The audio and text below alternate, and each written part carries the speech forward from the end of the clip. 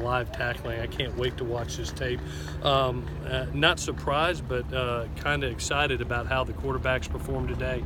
I thought they did a nice job of distributing the ball. It was good to see some playmakers make some plays. You know, obviously Tyler Vaughns does what he does, but Josh Amortabebe really stood out to me today, making 2 huge explosive plays, and then where you can see the strength and the pounds that he's put on. He's a really physical runner right now, handing him the ball about 4 or 5 times in a row and just moving the chains over and over. So it was nice to see that. It's been a really good week, 6 practices in, and looking forward to getting into week 3. Again, track meet tomorrow, so we'll be off. Everybody wear their pink and come out and support our track team. With that, I'll take any questions that you have. With Amortabebe, he's so good after the catch. What's maybe the next step for him, you know? I think the light's starting to come on for him playbook-wise. You know, he's getting lined up right. He looks confident. You know, confusion always creates hesitation, and hesitation at this level will get you beat and mostly hurt. And you can see him reacting so much faster, which tells me that he's really ingrained into assignments. And his natural ability and explosiveness just is off the charts. He's always had that. Everybody's seen him jump and run. But he's a special talent that really is coming into his own right now. So we need to keep that progression going on. Did Michael Pittman get banged up? Yeah, he did.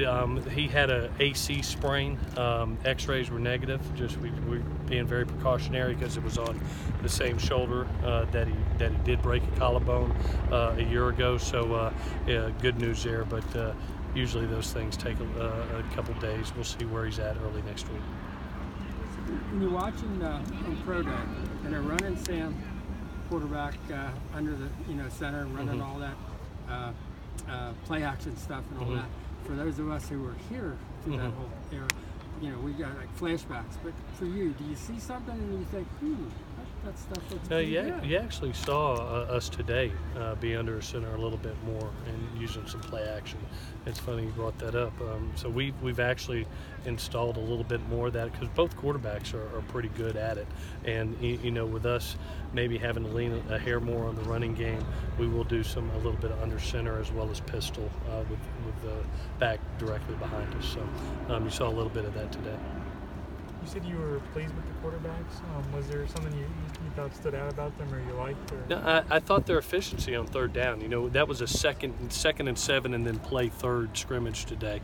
So they were put in a lot of 3rd down situations. When you're playing Clancy, that equals pressure, which really excites me because I want to see how they handle live action and live bullets. And I thought they did a really good job and made some good decisions. You even saw Jack pull the ball down when things weren't there and scramble for 2 first downs. So it was good to see. Not that I'm surprised, but I was really excited. You don't know how it's going to go until you actually have some live competition, and I was pleased with both kids out there. Were loose balls bother you a little bit? There was some balls on the ground. Yeah, you know, we have some young running backs that are getting their first taste of being able to be out there, and we'll clean those things up.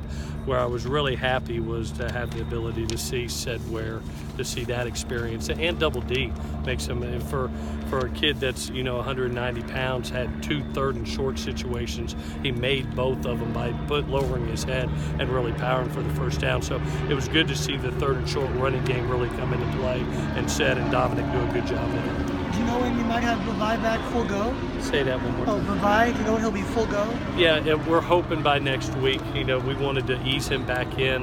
You know, anytime you have a hamstring pull, we're going on. This is the end of week 7, so we feel like he's right there on the edge to be able to go. We'll see where he's at Monday. He should get even more work next week and get some teamwork. And what about Polamalu and Gray Johnson? I know they've been doing some contact, but are they going to be full go at any point? No, they're not going to do any live tackling this spring. They're both cleared for thud tempo, but not going to the ground. So we're trying to get as much work as we can, but still ensuring that they're going to be ready for fall. What does Marlon have to do to be ready for the fall? He's going to be at fall training camp. He's looking really good. Rehab is going really good. The doctors are very pleased with the way things are going. We expect him to be ready by the start of training camp, and things are on progress. So we made a huge investment there after week 4 last year, and thank goodness that we did. I think he's going to come back healthy and better than ever. What are you seeing with him? I'm going to tell you, it's just for a guy that just showed up on campus. I mean, him and Kanai are doing a really nice job of showing up and making plays. He had a great interception yesterday in team, and just seems to get to the ball in a flash. He's got great football instincts, and very happy he's here. I'm glad he's here now because he's really getting a great jump start on a freshman year. Can he get on the field in the fall? We'll see. You got a bunch of good safeties back there right now with Marvell and YK and Bubba and Isaiah Polamalu, CJ Pollard, and Talanoa. That position all of a sudden it has become really strong. So we're fortunate back there right now. But we've got 40 practices at all positions, and we'll see where we're at coming in that week. Through 2 weeks, who are some of the defensive standouts? It's great to have Porter back. he's a machine. But I tell you what's really neat to watch Porter, him and Chuma right now. It's one of those special competitions. It reminds me, if it was a skill deal, it would be Juju and Adoree, because those are 2 NFL players going at each other each and every day, and they're making each other better, and it is fun to watch. But having Porter back is exceptional. To see the experience of Cam Smith and how he's leading the defense, the progression of the will linebacker position, not only with John Houston, but Levi, and to see him grow up and the experience that he's having has been excited. Brandon Peely now taking centerfold as the rock of that nose tackle position, and the confidence he has stood out. And then Tyler Vonson until Pitt got hurt, it's been really nice to watch those 2 kids.